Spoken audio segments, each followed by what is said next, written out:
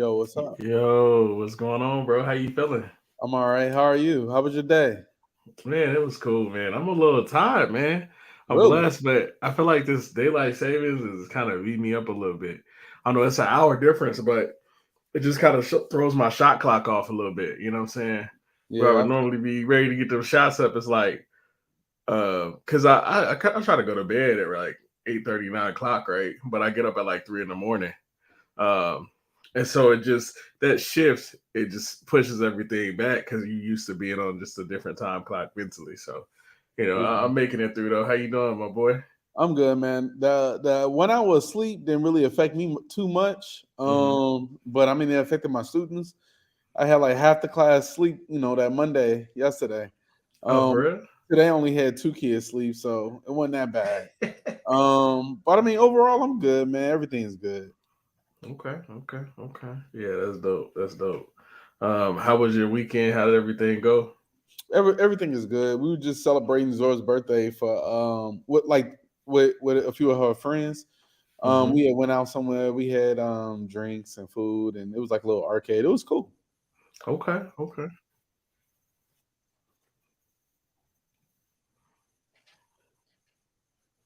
That's dope, man. That's dope. Anything over the weekend?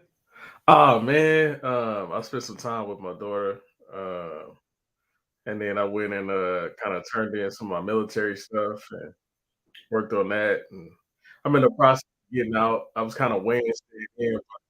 I really want to knock out my master's and get it done. And I just feel like I'm the type of person I take leadership and management serious. Hmm. To a lot of people, it's like a strike of the day belt, or they're like, yeah, I'm a manager and I'm a boss and all that stuff. And I'm like, for me, it's more about being able to be a quality leader than the quantity of people that I get to lead, right? Hmm. Whether it's one person, or if it's 10 people, or if it's 30, or if it's 300, right? I still want to be able to give them my best. And I just feel like it'd be a conflict of interest, you know what I'm saying, for me to, be running helping run a plant and, you know what I'm saying, running a unit at the same time. And the toughest part, when it comes down to leadership is people also, they see a lot inside of you, right? And like, man, this person has some tangibles that they bring to the table that can help my organization and make things run smoother.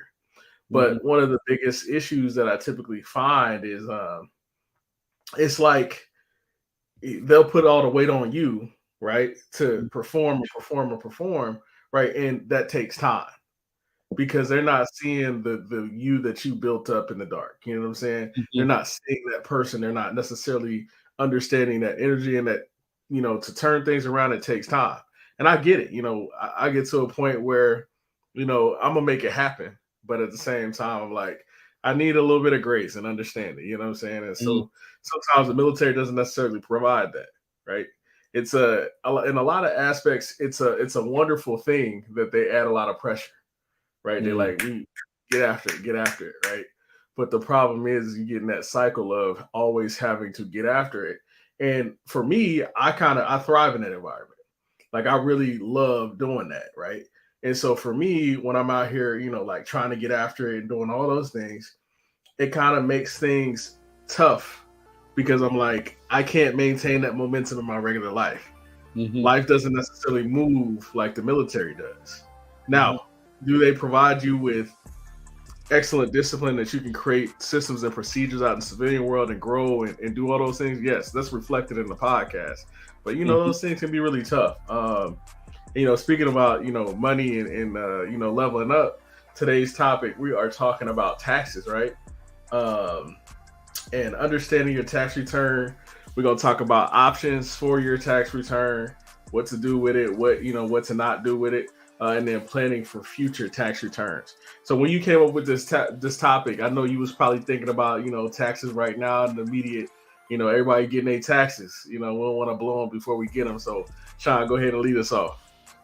Yeah, so I was like, you know what? I got to do my taxes, and I think it'd be a good conversation to have. Especially because this year is to be the first time that I'm filing jointly with my wife. Ooh, So okay. it'll be interesting to see, what happens. But I mean, through the years, when I first started working, I just put one on my little tax form because it's just me. And then at the end of the year, after paying all my taxes, I think I get like maybe $400. I think one time when Trump was in office, I got like $800 or something like that because I got some credits because I was in grad school. Okay. But yeah, I'm curious. I mean, for the past 2 years, I ain't really had nothing. They changed everything. When COVID came up, like I was just hoping that I ain't owe at that point. I think I owed some money last year. So I wonder what's gonna happen this year. But I mean, that's for the most part. That's pretty much it. I'm just so used to filing like single, just me. What is it on your side? For me, I'm used to it's just single. It's just me. I don't get into the child tax credit, that situation. I feel like a lot of times I haven't earned it. You know what I'm saying? Like I'm a breadwinner to go get her, but I'm also a part-time father, right? And so I kind of have to be realistic about that. Growing up, I used to see people, getting arguments, who gonna claim who on this year and that year and this year. And I just never wanted that energy around me. You know what I'm saying? Like, because I'm like, if I'm working to get back more on my taxes, that's probably saying that I paid more in than I was supposed to. So a lot of people actually overpay throughout the year and they have less money to use. And so you got to really pay attention to, your deductions and things like that you're trying to itemize. And all of those things. So, I never really got a super huge amount, but I have had my successes and failures, right? Because back in the day when I was Ubering, I did my taxes wrong. And I ended up owing like probably like $4,000 or something like that in taxes. And the cool thing is you can come up with a payment plan, but it's important. Those hinge points is important. That's why we talk about things like this. I think we talked about it a couple episodes ago. We talk about a lot of things that we've had, a decent amount of experience in, and it kind of helps us get to where we need to be. So that was kind of a bump in the road for me. You know what I'm saying? I struggled with that. And then in college, man, it was different. I was working a couple jobs. So, I was getting a little bread, maybe I think, I got a couple grand before or something like that, but nothing too major, right? Yeah. So, now that you bring up that, like, you do your taxes in a way that don't really give you too much money back, I do want to talk about that for a little bit. I find it interesting that if we overpay the government, like at the end of the year, they give us back what we overpaid. So let's call it $1,000, right? So that means for 12 months we've been overpaying and we get back $1,000, right? But if you knew what you were doing with your money, you would realize that, hey, maybe I shouldn't be overpaying. Instead, I should be investing that money. Because if you took that same $1,000 and invested in the stock market, it probably would have turned into $1,100. You know what I'm saying? Especially if the market is in a down year, right? You know what I'm saying? When you look at the things that are dipping and you buy that early, now you're looking at, putting away money for your later self and being intentional. That also ties with like the business taxes and stuff, because a lot of people, they're like, well, I can write it off, but does that mean you should spend it? You know what I'm saying? Like, are we spending to write it off? And if we're spending to write it off, we have a spending problem. We don't necessarily have an earning problem. Now, you could have that problem too, but if you're not being intentional with that money and seeing where that's going and using that to invest in your future, you really taking a big L. And if you owe money and you don't, get on the phone with them and talk to them, then they start doing those late fees and stuff. Yeah, you got to avoid that. Yeah, you really got to pay attention to your money, and I think it's very, when it comes down to understanding your tax return, get a professional. It doesn't hurt to pay the little extra couple $100 just so you ain't tied and wrapped up with the government. You know what I'm saying, like that. Especially if you're in your early years of doing so.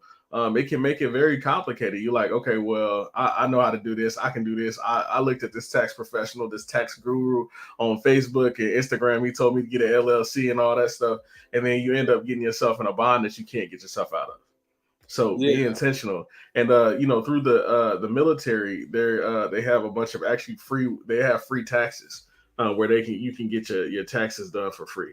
So, what I'm saying, if anybody's interested in that, what I'm saying, get with me offline. And I can kind of help you and get you into the right resources. So did you have more on understanding your taxes? One more thing. If you're doing some fishy stuff on your taxes, I know you're supposed to get audited. Like, it's a chance you get audited, by the government.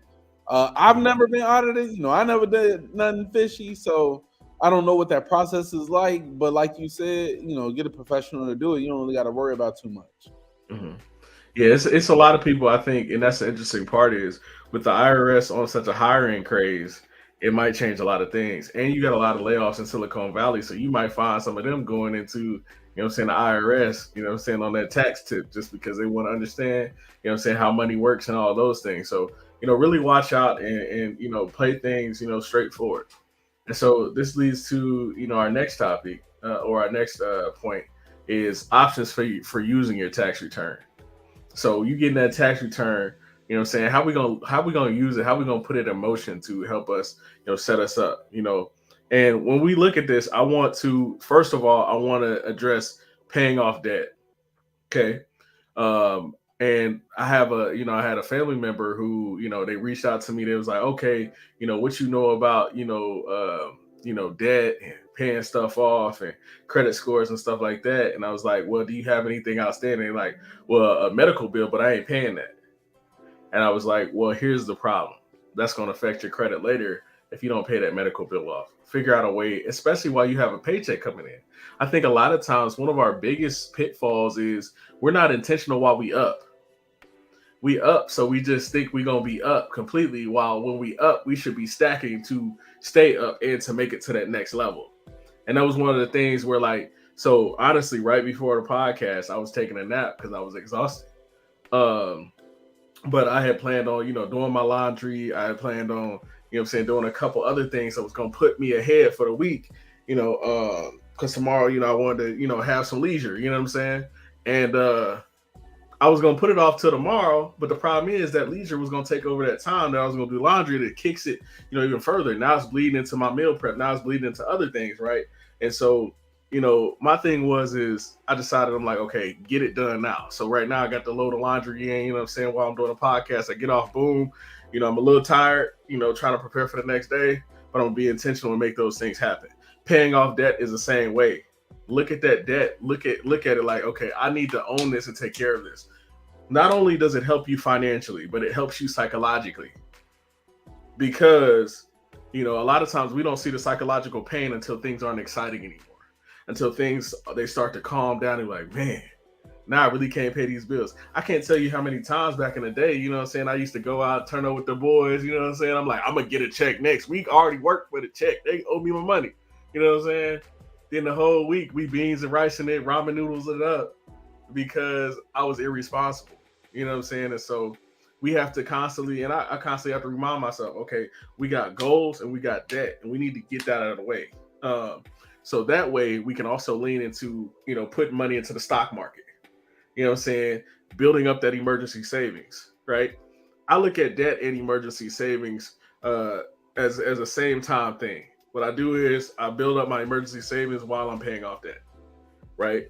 When you have that emergency savings, it gives you an amount of cash that's going to help with those minimum payments that you have for paying off the debt. Yes, is it cool to be aggressive to pay off more? Yes, but you also need to have some of that nest egg to where if you got emergencies or if something happens, you can go to that cash reserve and say, hey, boom, I'm covered there. I can at least pay my minimum payments and not be stressed out all week. If I got to stay in this weekend or whatnot, I'm cool there. So, what said Shawn? You pretty much hit everything that was pretty much on my mind, but I just want to make it very simple. I feel like you only got 5 options when it comes to what to do with your tax return.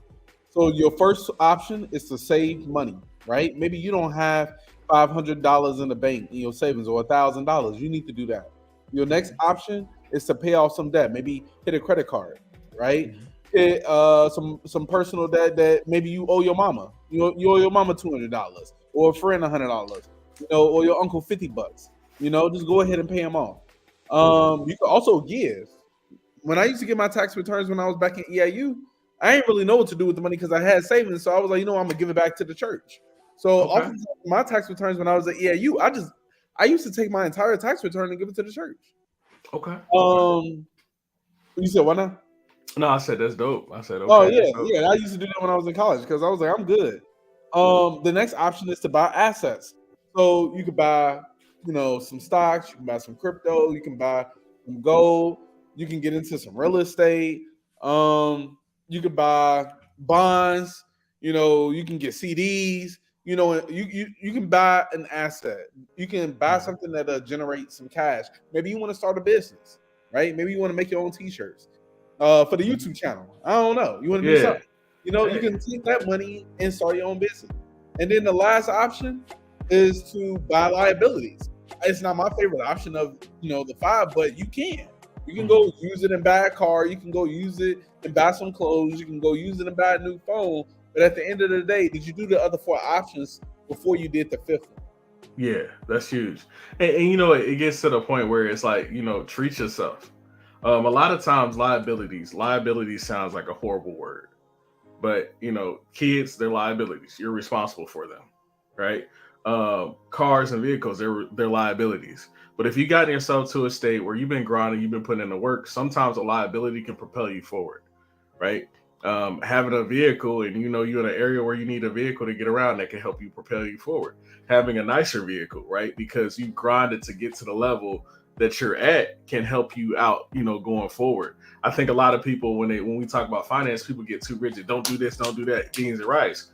But I'm like, sometimes you don't want to get into a car that like you dread driving every day because you're afraid it's going to break down.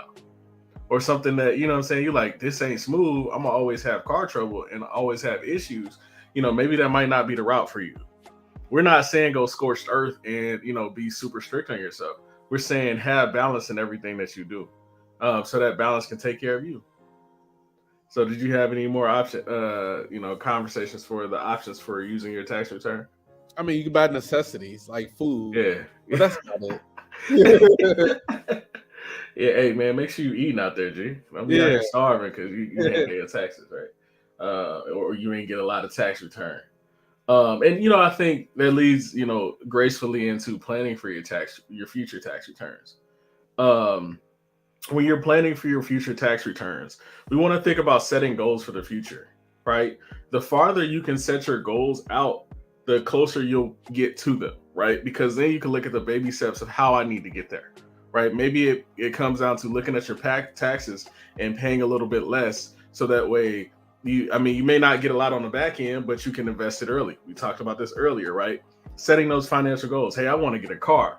Hey, I want to pay off my rent for a couple months, so that I can start off, early, I can start off the year well. I knew people that, with kids and tax credit, they would pay like their rent for 6 months to a year. And I thought that was like super dope.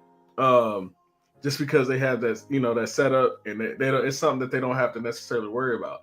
I'm a fan of paying off my car payment in 6 months. I save money and it's extra payment that I don't necessarily have to account for in my day-to-day budget until, I build up the savings, boom, it's gone, and I do those things.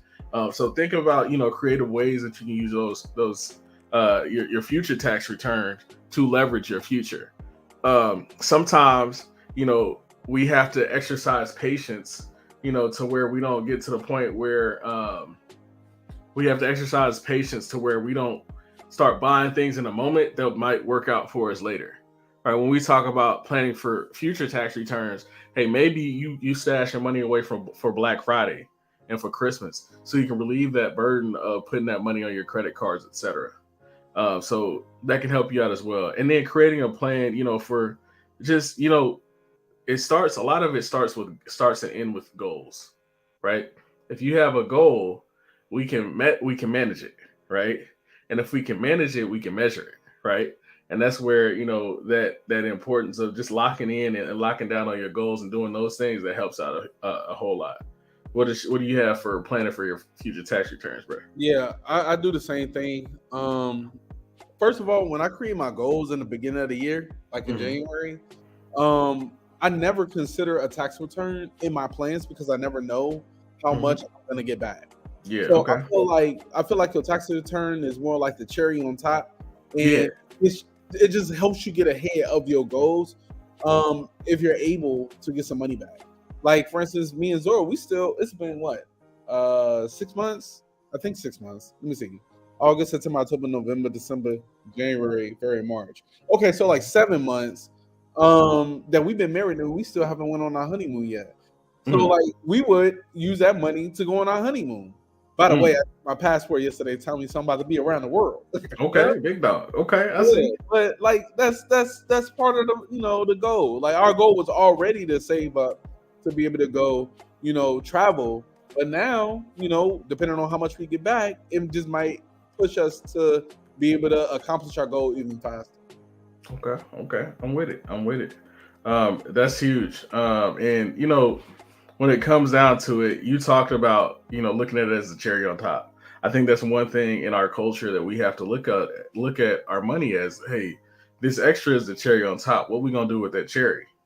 But at the same time, not saying, hey, I'm getting my taxes.